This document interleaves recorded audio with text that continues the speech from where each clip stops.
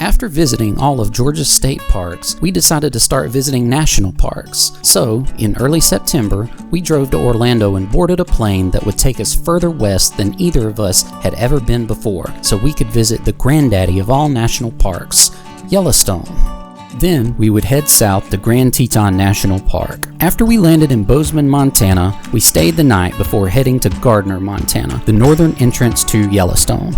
We stopped and took a few pictures at the Roosevelt Arch before heading toward Mammoth Hot Springs. If you're wondering which entrance to use to get into Yellowstone, I'd highly recommend the entrance with the Roosevelt Arch. It felt very symbolic driving under the arch as we entered the park.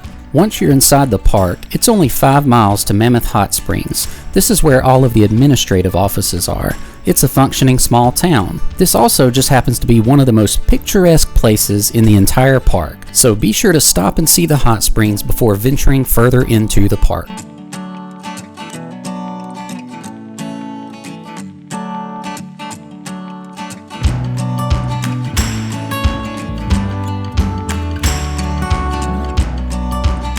After checking out the hot springs and seeing the petrified tree, it was time to head toward our campground to check in. We ran into a big traffic jam on the way. Sometimes these are bison jams when herds of bison cross the road, but this was just backed up from people trying to park at one of the many popular geysers.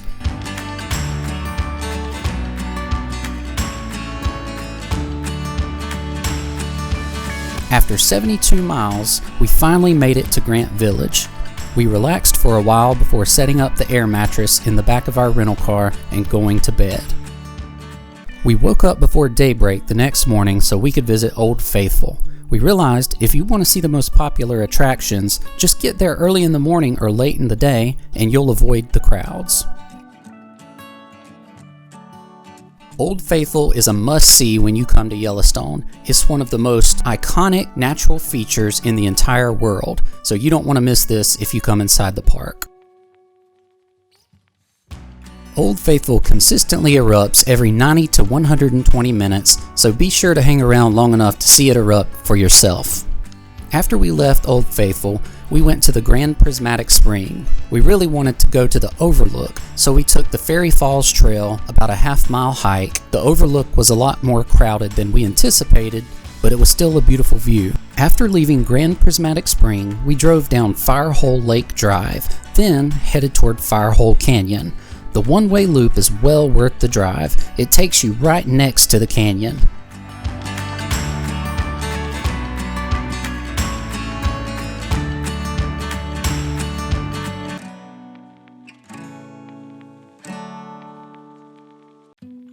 After the canyon, we headed to Artist's Paint Pots.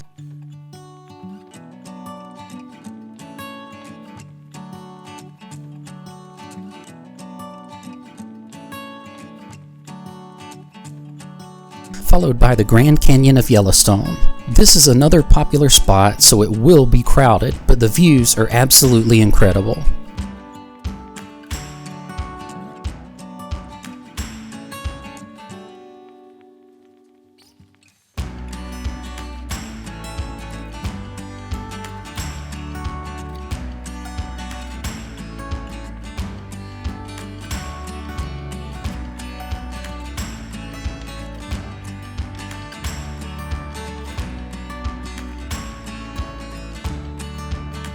After a quick stop at the Mud Volcano, our last stop of the day was the West Thumb Geyser Basin. It's right beside the west thumb of Yellowstone Lake and only about a mile from our campground.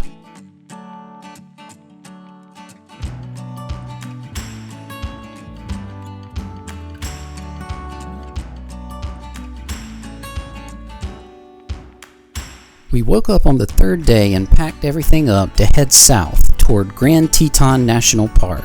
Yellowstone and Grand Teton are connected by the John D. Rockefeller National Forest. After we stopped to get a picture at the Continental Divide, we got to Coulter Bay a little early, so we walked around. We were surprised to see the bay was completely dried up. This is a normal occurrence toward the end of summer because the lake is fed by snowmelt, but it's actually gotten worse over the past few decades due to climate change. After a good night of sleep, we headed to More Monroe to catch the sun hitting the peaks of the Teton Range, framed against an old barn.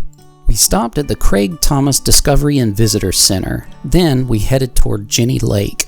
Every turn had the most beautiful views. We decided to stop and make lunch at one of the most picturesque pull-offs we'd ever seen. After lunch, we decided to walk around the Jenny Lake Trail. This trail gives you some of the absolute best views in the entire park.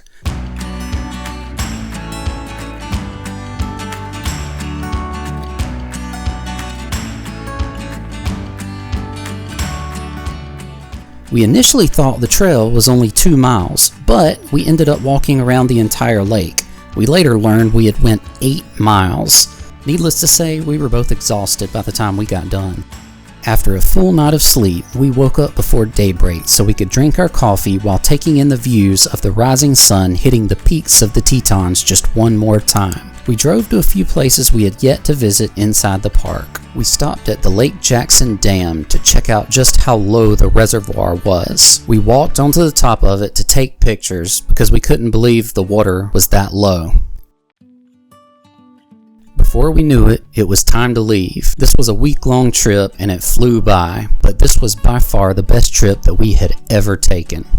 We camped one last night in Coulter Bay, and then we woke up to head back towards Bozeman. We caught our flight the next morning, but this trip made us realize that we want to see even more of our beautiful country. We're going to set out to see every national park. It may take a few years, but we're going to do it.